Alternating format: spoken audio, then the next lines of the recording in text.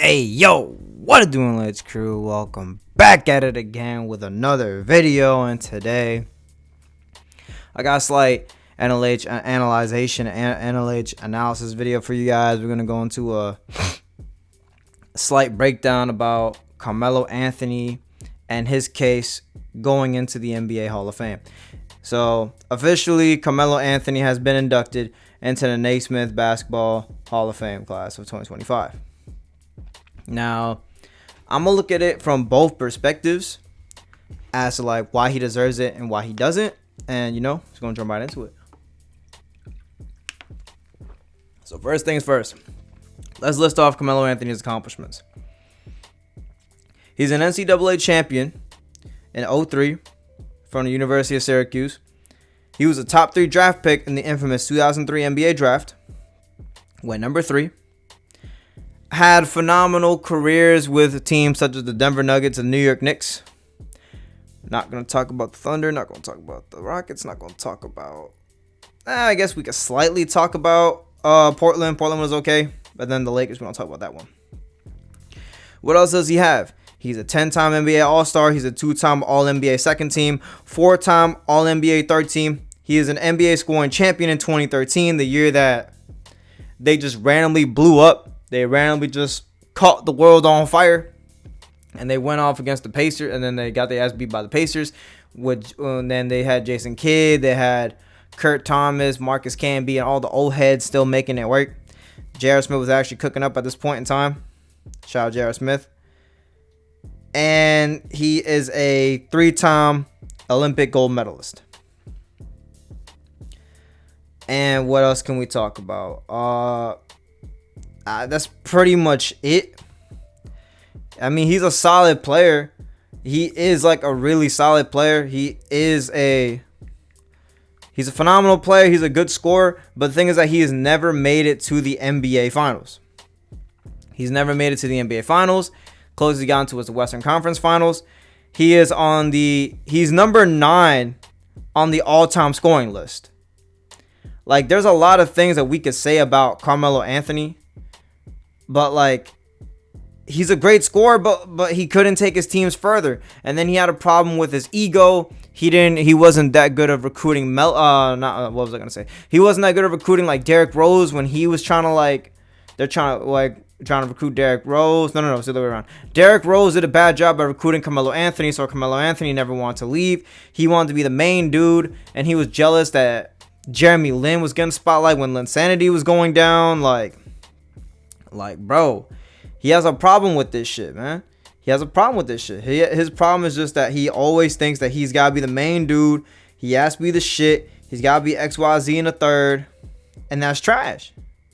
Like, bro, the furthest that this nigga has ever gotten, like I stated previously, was in the 08-09 season with Denver when they lost in 6 games to the Lakers in the Western Conference Finals. That is the closest that this nigga has ever gotten to in his entire career. But then you can make the argument with people such as like, Allen Iverson never won a championship. Yeah, but Allen Iverson made it to the finals. Iverson got a win against the fucking Lakers. And then you can say the same shit with people like Tracy McGrady and them. I mean, but I don't know. And then you can say the same shit with Yao Ming.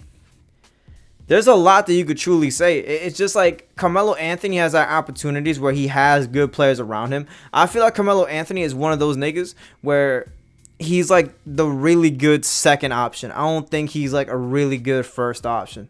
Because Melo is a good player, but his play style, like, I don't know. I can't explain it. It's just like he's a phenomenal offensive player. His defense was trash. His passing abilities weren't where it should have been. And he's not a team-centric nigga. He's not. What makes him different from the Kobe's, the Dirks, the Duncans, everybody else is that they're team-centric. All they care about is building a team and winning chips. That is what they care about.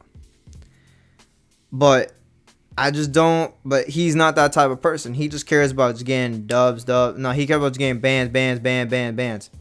Why do you think he was hogging up the New York Knicks for how many years? He was hogging up the Knicks from 2010 up until 2016, 17. He was in that bitch for like 6-7 years, and he had a no contract clause. It's just a lot. Like, Melo has a quote-unquote career to show for what he's done in his over 10 plus career in the NBA. He's a top 3 draft pick in the 03 draft. But the problem is, like, he's not the consensus, like, top 2 nigga in this draft class. You look at the niggas, like, the notable niggas in this draft class. You got Braun, you got Wade. That's already 1 and 2 right there. And I guess if you really want to, you can give him the push against Bosh. Even though I feel like Bosh is a better player in the extent where Bosh was a number one scorer. He was a number 1 option when he was in Toronto. He was willing to accept that third option to be in Miami, to be a team-centric nigga, to win championships. Like, sure, Melo might be like the better overall player, but Bosh is the better person because he was able to put the pride to the side. That was a bar, and I wasn't even trying to get that far. But yeah, like, he was able to put the pride to the side, and he was able to win chips. And the only reason why he didn't continue to win more was the fact that, like, his career got cut short due to, like, his health problems. I mean, realistically, I didn't think Miami was gonna go off for another championship, but I mean, who knows? Miami was able to go to the finals again with Jimmy Butler a few years ago, right? So who's telling what would have happened back then if X, Y, Z in a third didn't go down? But yeah, my rant on Carmelo Anthony is that, sure, he can be in the Hall of Fame, because when it comes to making a Naismith Hall of Fame, his college career is gonna help booster up his categories and all that other shit. That's gonna help him out. The All-Star appearances will help out. The Olympic gold medals will help his case out. The 1 scoring title will help him out. But it's not one of those where it's like, oh yeah, highly deserved, blah blah blah blah blah. Like, bro, when when Tim Duncan retired, you already knew that was a question. When Manu got retired, you already knew that was a question. Even someone like Ben Wallace, you already knew that was gonna be like no questions asked. Melo is someone no questions asked, but it's a little bit of a, you can still bring up a discussion that's like, really, Melo's in it. Like, bro, even someone like Dwight Howard, I feel like Dwight Howard should be in the Hall of Fame.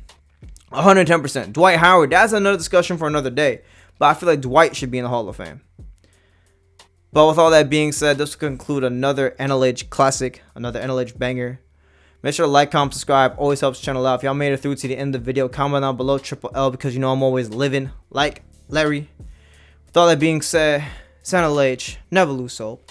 Even though hope is lost. I'm finna catch all y'all in the next one. Peace. Gang. I'ma have to walk you in my name, shout out inhalation, it's my game, never losing hope, know that we got faith, he was right.